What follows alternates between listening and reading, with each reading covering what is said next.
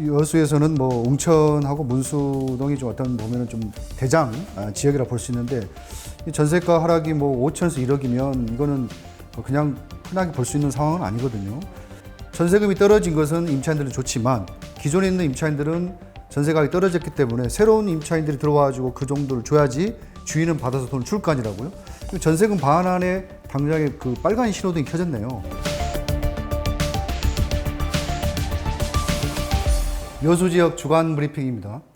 순천은 그 분석에 따르면 생각보다는 좀 거래량이 많아가지고 오히려 급매물이긴 했지만 소폭 좀 증가한 것이 있었는데 우리 여수는 어땠는지 좀 소식 좀 전해주시겠어요? 네. 여수 지역 4월 한 달간 아파트의 매매 거래량은 총 154건이었습니다. 네.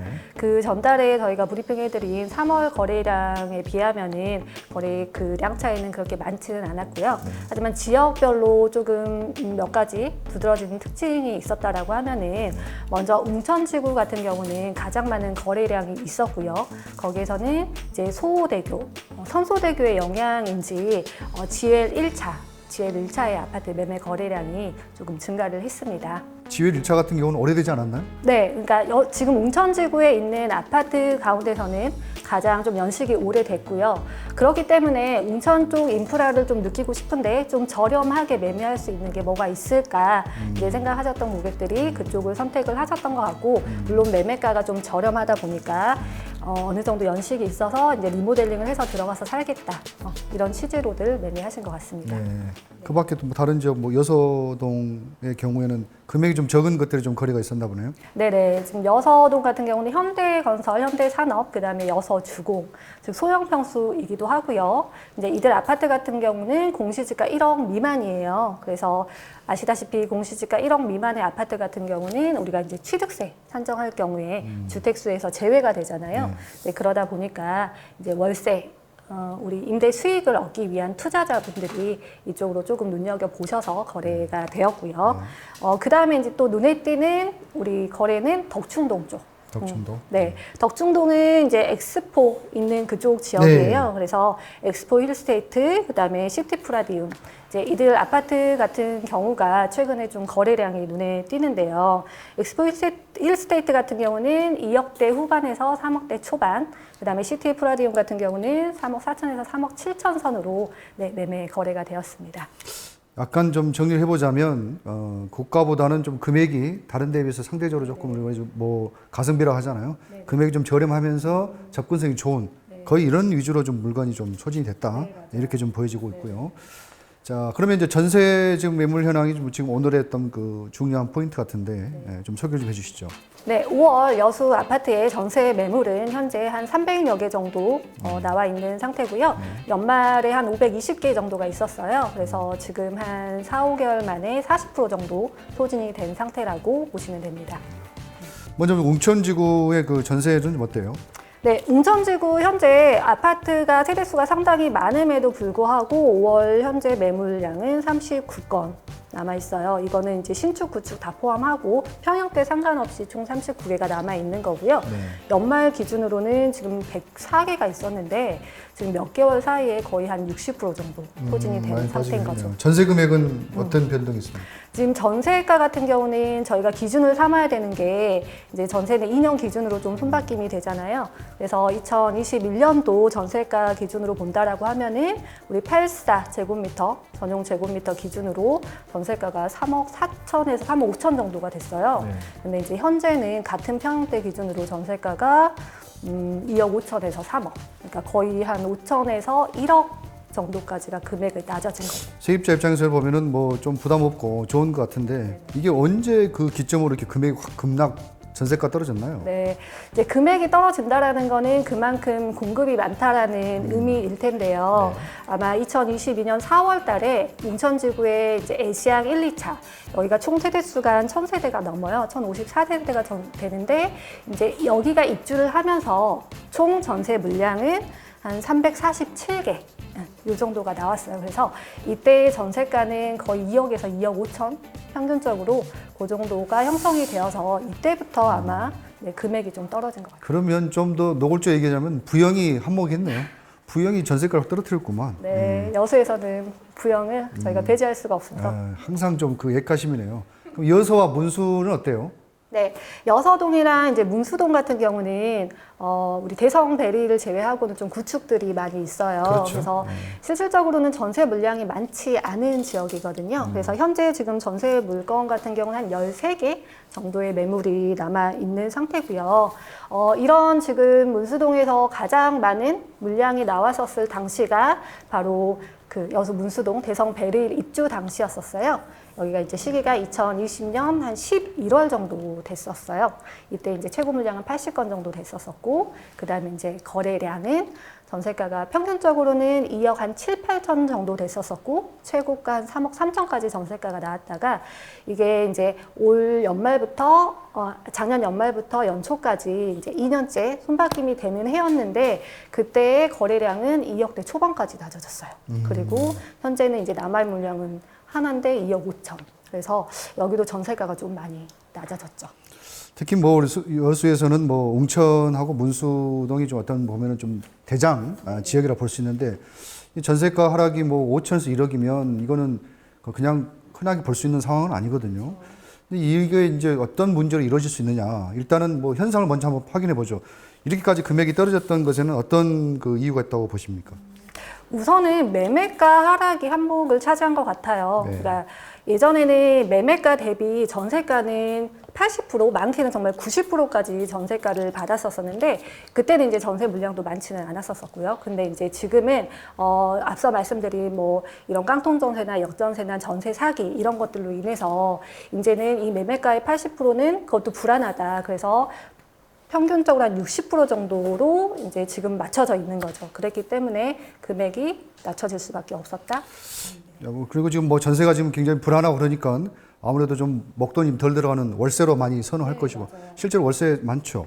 네, 월세를 조금 선호하는 이유가 아무래도 전세를 구했었을 때도 대출을 받을 거고, 그 대출에 대한 이자가 좀 부담이 돼서 오히려 전세를 살다가 그 돈 빼서 월세로 좀 갈아타는 임차인분도 많이 있더라고요. 어떻게 보면 무슨 어떤 그 다른 지표보다는 그 전세에 대한 어떤 그 두려움의 어떤 그런 소비가 좀 반영이 된 것 같고, 또 실제로 움직이는 타이밍이 아니고 월세가 좀 더 많아지는 현상, 그리고 일부 아파트가 공급 물량이 상당히 많아진 것, 이런 것들로 인해서 전세 가격이 좀 떨어졌다고 볼 수 있겠고요.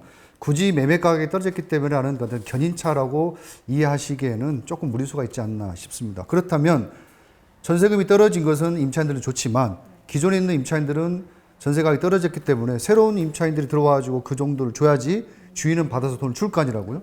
전세금 반환에 당장에 그 빨간 신호등이 켜졌네요. 세입자도 불안하지만 주인들도 이 지금 갭이 넘어지는 이 돈, 크게는 1억 정도가 지금 빠져버렸는데 이걸 어떻게 줘야 될까? 어떤 방법들이 있을까요?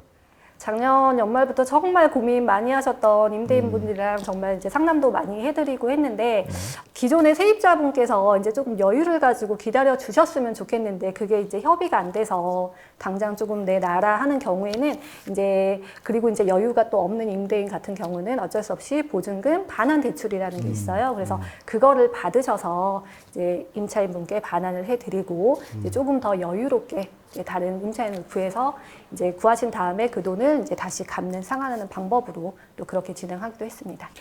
네, 그러면 실질적으로 임대인들이 집주인들이 전세금을 반환하는 그 방법 세 가지를 다시 한번 정리해 드려 보면, 일단은 뭐 가격을 낮추든 어쨌든 매매를 해서 그 매매 돈으로 반환해 주겠다.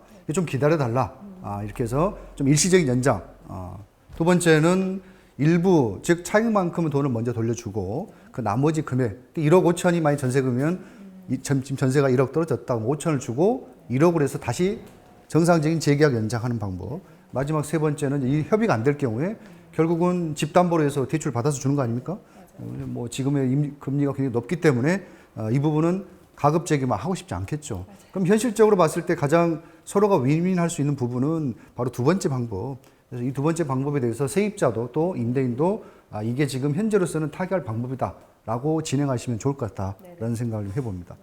자, 그다음 뭐 우리 저기 학동이나 중림 쪽의 전세 현황은 좀 어떤가요? 네, 지금 두 곳은 제가 이제 비교를 해봐 드리자고 하면요. 학동 같은 경우는 이제 신동아 파밀리에가 이제 주로 이제 전세 물량이 많이 있었어요. 근데 현재는 지금 2개 정도 남아 있는 상태고요. 그다음에 이제 중림 지금 지구 같은 경우는 한 18개 정도 남아 있는데 지금 학동과 이제 중림 지구를 같이 비교를 해봐 드리는 이유가 학동 쪽에 이제 이편한 세상 그다음에 중림, 현대, 힐스테이트 여기가 이제 2021년 11월, 12월로 입주 시기가 같았어요. 그래서 이렇게 입주 시기였었을 때 우리 이제 입주 물량이 학동 같은 경우는 총 한 92개 정도 됐었고요. 그다음에 중림 같은 경우는 한 141건 정도 됐었거든요. 이때 당시에 전세 물량이 굉장히 좀 많이 몰렸었죠. 근데 이게 거의 한 3개월 만에 소진이 됐고요. 이제 전세가 같은 경우는 학동 2편안은 한 3억에서 최대 3억 7천까지. 그다음에 이제 중림 현대 힐스테이트 같은 경우는 2억 5천에서 3억까지. 전세가가 차이가 있었어요. 어떻게 보면은 같은 신축이고 또 평형대라든지 입주 시기로 본다면 지역이 좀 다르긴 해도 이렇게 전세 금액 자체가 신축으로 봤을 때 1억이나 8천 정도 차이 나는 것은 좀 이해가 안 되는데 이렇게 전세 금액이 차이 나는 이유 또 다른 게 있을까요? 우선 선호도 차이인데요. 이 선호도가 발생을 하게 된 이유는 이제 학동 이편안 같은 경우는 기존에 조금 인프라가 형성이 되어 있는 곳이에요. 그래서 학군이나 그다음에 이제 마트나 관공서 같은 어떤 생활권이 지금 형성이 되어 있는 상태고 이제 중림 힐스테이트 같은 경우는 중림지구가 이제 신규 택지 지구이기 때문에 아직까지 그런 인프라 형성이 조금 부족한 부분이 있었죠. 그래서 아무래도 선호도가 학동 이편안 쪽으로 몰리다 보니까 이렇게 전세가 차이도 조금 높게 날 수밖에 없었던 그런. 여기서 좀 중요한 포인트가 지금 드러났는데 순천, 여수, 광양 우리 동부 지역의 인접 지역들의 어떤 그 아파트라든지 선호도를 한번 체크해 보면 순천 같은 경우는 각 그 뭐 신구라든지 각 지구별로 생활권이 나름 형성이 돼 있어서 그 크게 영향을 받지 않는 것이 반면에 여수 같은 경우는 기존의 생활권에서 점점 멀어지면 멀어질수록 선호도 좀 떨어지는 아직까지는 그런 현상이 있다는 거죠. 그래서 이 뭐 시청을 확장할 수는 없겠지만은 인프라가 가까이 확장되지 않으면 이런 그 한계점은 결국 소도시가 극복해야 될 문제입니다. 그래서 이런 것들로 선호도를 찾는다라는 거. 어쨌든 생활권에서 멀어질수록 좋지 않다는 얘기죠. 여수에서는. 그게 이제 반영이 됐다고 볼 수 있겠습니다. 네. 그러면 여기 우리 이편이나 힐스테이트 같은 경우에는 전세 금액이 더 떨어진다든지 아니면은 뭐 부합을 유지한다든지 어떻게 보십니까? 앞으로 예측은? 네. 지금 2년째 이제 손바뀜이 일어날 때가 올해 한 11월, 12월 그래서 네. 몇 달 안 남았어요. 근데 아직까지 그렇게 물량이 많이 나오지는 않더라고요. 근데 이제 조금 더 기다려 보면 나올 것 같기는 한데 금액은 우리가 웅천이나 문수동에 이제 갭 차이가 한 5천에서 1억 정도 났잖아요. 사실 그 정도까지 큰 갭 차이가 날 것 같지는 않아요. 네. 왜냐하면 이제 앞으로의 이 전세가는 내가 이동할 수 있는, 대체할 수 있는 그런 전세집이 있느냐도 상당히 영향을 미치게 되는데, 우리가 이제 여수 지역 같은 경우는 올해 신규 입주한 단지가, 앞전에도 말씀드렸듯이 이제 소호, 금호랑 그 다음에 신기대광 이렇게 2개가 있는데, 이 2개 신규 단지의 전세 물건도 그렇게 많지는 않더라고요. 소호, 금호 같은 경우는 한 16건 정도 있고요. 그 다음에 신기대광 같은 경우는 여기는 세대수가 700세대가 넘는데도 불구하고 아직 24건 정도밖에 없어요. 그래서 신규 입주 단지 치고는 전세 물량이 너무 적어요. 그래서 우리 이편안이나 중림 힐스테이트 자체적으로 이 전세가가 이렇게 큰 영향이 미치지 않을 것 같은, 그렇게 한번 예상해 봅니다. 예. 어쨌든 전세 물량이 적다. 그러면은 가격은 올라가야 되는데 오히려 지금 뭐 하락 또는 지금 이렇게 답보 상태에 있는 부분이 지금 현재 여수의 전세 현황이라고 좀 볼 수 있겠고요. 그다음에 뭐 전세 지금 뭐 사기 사건도 아직 그 마무리가 안 된 상태고 아직 잡히지도 않고 아직도 피해자는 더 드러날 것 같고 그래서 앞으로 이 전세의 그 계약률 또 지금 입주 시기도 맞지 않고 앞으로는 계속적으로 이러한 상태가 좀 유지되지 않을까 이런 생각이 좀 듭니다. 또 특히 뭐 그러면 내년에는 뭐 새로운 공급 물량이 있습니까? 여수에는? 여수에는 2024년 신규 공급 물량이 없어요. 그래서 앞으로 아마 전세가나 매매가가 이 공급량에 따라서 큰 영향을 받을 것 같고요.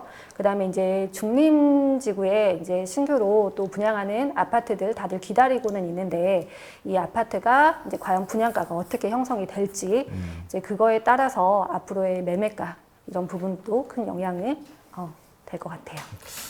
그렇다면 이제 내년도에는 물량이 없을 것이고, 그럼 이제 분양권이라든지 이런 것들이 이제 없을 거니까 기존에 있는 그 신축 아파트, 신규 아파트들 이런 거 위주로 해가지고 물량을 소진하고 가격이 변동이 되고 이렇게 좀 될 것 같네요. 그래서 이제 여수에서 이제 좀 잘 검토를 하셔가지고 이게 이제 향방이 어떻게 되는지 그 포인트 중요한 부분들을 잘 체크해 보시면 좋을 것 같습니다. 앞으로도 저희 그 주간 브리핑을 통해 가지고 가격 예측 변동을 도움을 좀 되면 좋겠습니다. 앞으로도 좀 수고해 주십시오. 고맙습니다.